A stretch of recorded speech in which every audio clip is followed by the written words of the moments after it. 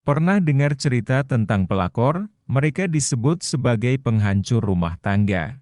Tapi, bagaimana sih sebenarnya mereka beraksi? Apa benar ada taktik-taktik licik yang mereka gunakan untuk merebut suami orang?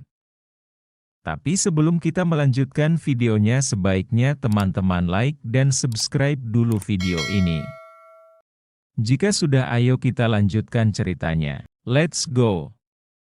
Nah, hari ini kita akan membongkar 7 taktik yang biasa digunakan pelakor untuk menghancurkan kebahagiaan rumah tangga. Siap-siap, karena penjelasan ini akan membuat kamu lebih waspada.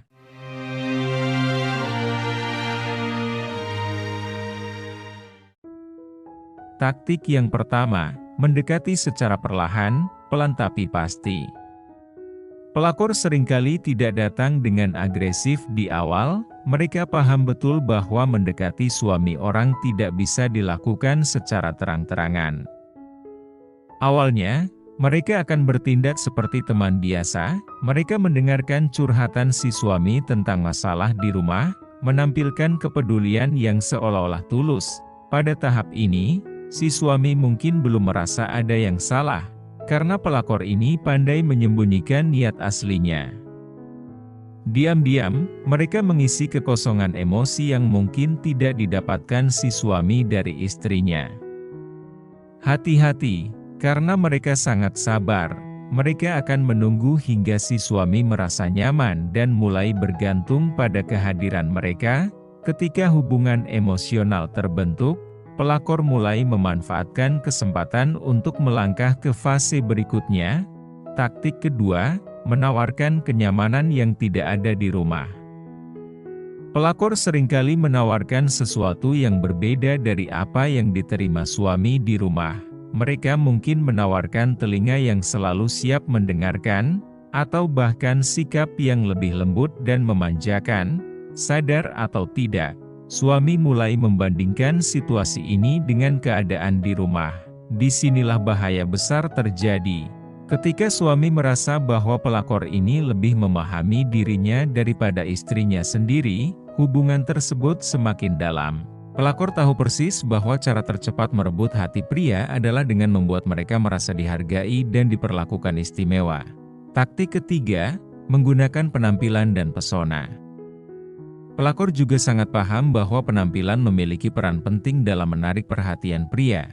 Mereka cenderung tampil sempurna di depan targetnya, baik secara fisik maupun perilaku. Dengan penampilan yang selalu terjaga, gaya bicara yang manis, dan perhatian yang konsisten, mereka menciptakan ilusi bahwa mereka adalah pasangan ideal. Penampilan yang menarik seringkali membuat pria sulit untuk menolak perhatian yang diberikan. Apalagi jika si suami merasa bahwa penampilan istrinya di rumah tidak lagi seperti dulu. Ini bukan tentang siapa yang lebih cantik, tapi lebih kepada bagaimana mereka menyajikan diri di hadapan suami orang lain. Taktik keempat, memanfaatkan masalah di dalam rumah tangga. Pelakor sangat lihai dalam membaca situasi. Ketika mereka tahu bahwa ada masalah di dalam rumah tangga target mereka, mereka akan memanfaatkannya dengan sangat baik. Mereka akan menawarkan pelarian sementara dari stres yang dialami oleh si suami. Saat itulah, mereka hadir sebagai penyelamat yang menawarkan pelukan, perhatian, atau bahkan hiburan. Masalah rumah tangga yang seharusnya diselesaikan oleh suami dan istri, justru menjadi jalan masuk bagi pelakor. Mereka memberikan ilusi bahwa bersama mereka, si suami bisa melupakan semua masalah. Padahal, ini hanya taktik untuk semakin mengikat si suami. Taktik kelima, membuat istri terlihat seperti sosok yang negatif.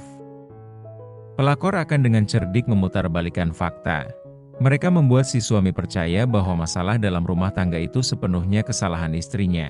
Tanpa disadari, si suami mulai melihat istrinya sebagai sosok yang selalu salah, kurang pengertian, atau bahkan terlalu menuntut.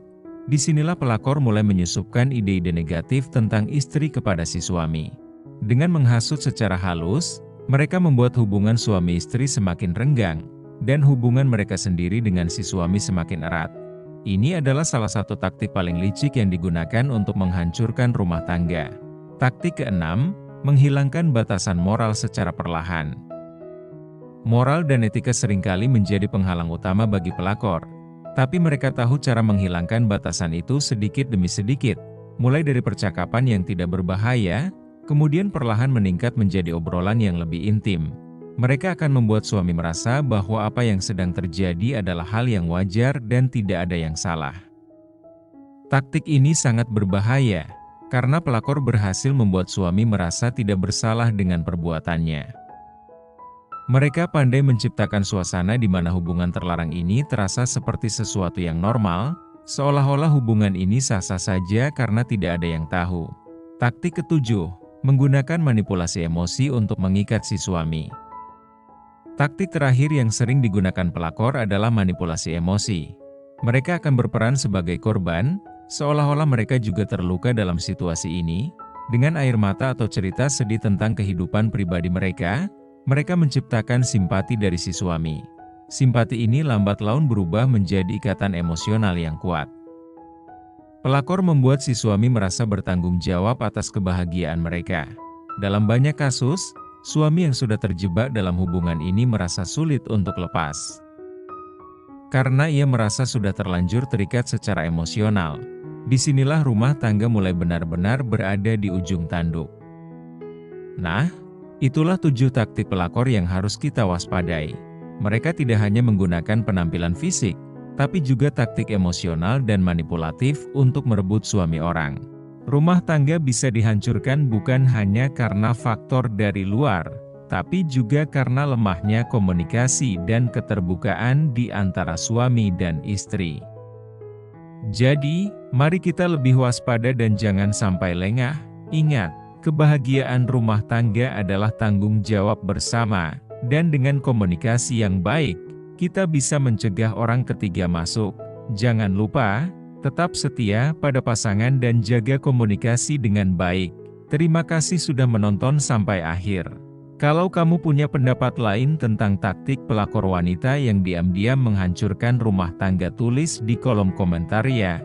Jangan lupa like, subscribe dan share video ini jika menurutmu bermanfaat. Sampai jumpa di video selanjutnya. Terima kasih.